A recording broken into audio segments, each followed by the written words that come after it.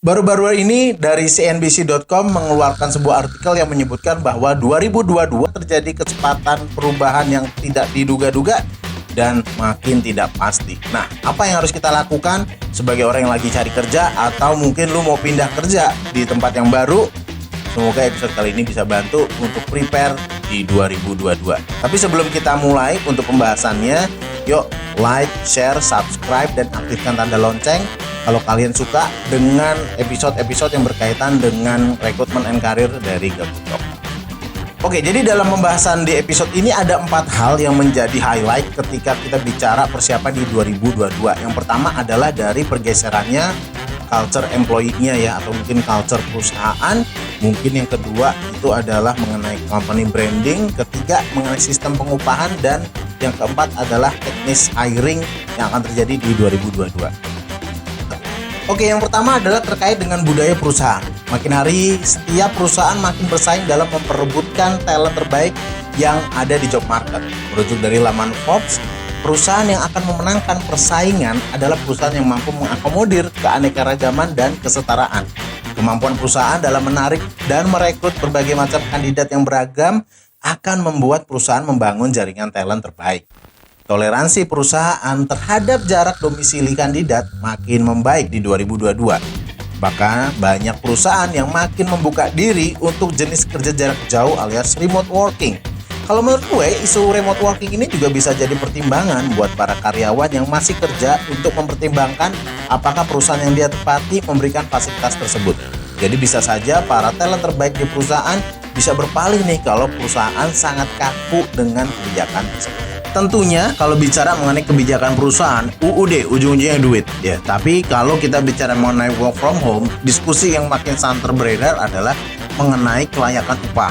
Ya, ada pendapat yang mengatakan tentang harusnya dibayar upah berdasarkan lokasi, dan versi satu lagi ada yang berusaha menyebutkan bahwa upah harus dibayar ya sesuai dengan kontribusi pekerjaannya. Nah, ini makin menarik nih kayaknya. Dikutip dari laman Vimela.com bahwa ketika satu-satunya alasan mengapa ada karyawan menghasilkan lebih banyak uang daripada karyawan lainnya adalah karena faktor tempat tinggal, bukan dari pekerjaan yang mereka lakukan. Ini mungkin akan menjadi sebuah masalah. Gimana? Makin panas ya kelihatannya di 2022.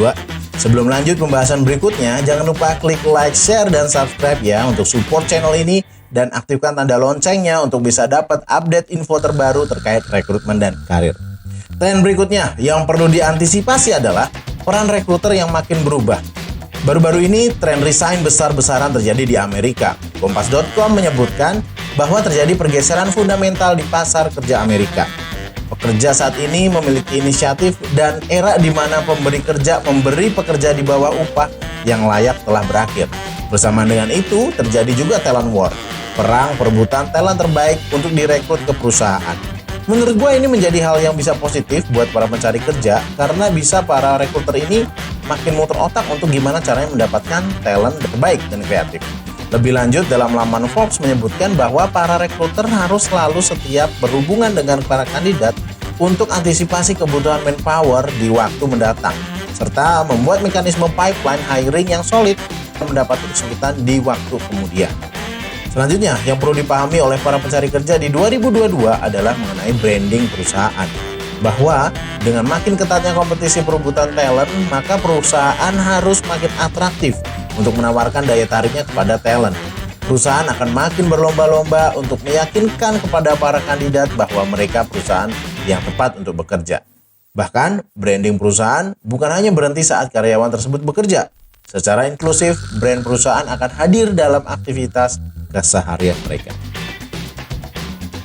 Oke, itu dia hal-hal yang harus kita siapin untuk persiapan tahun baru 2022.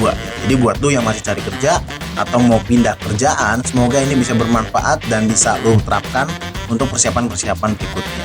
Nah, jadi kalau lu mempersiapkan 2022 dengan resolusi baru, coba tanya lagi di 2021 udah kelar semua nggak resolusi lu? Oke, buat kalian yang suka dengan episode yang seperti ini ya, klik like, share, subscribe, dan aktifkan tanda lonceng supaya kalian bisa dapat update-update terbaru mengenai karir dan rekrutmen dari Gabutop. Oke, thank you udah watching. Ciao.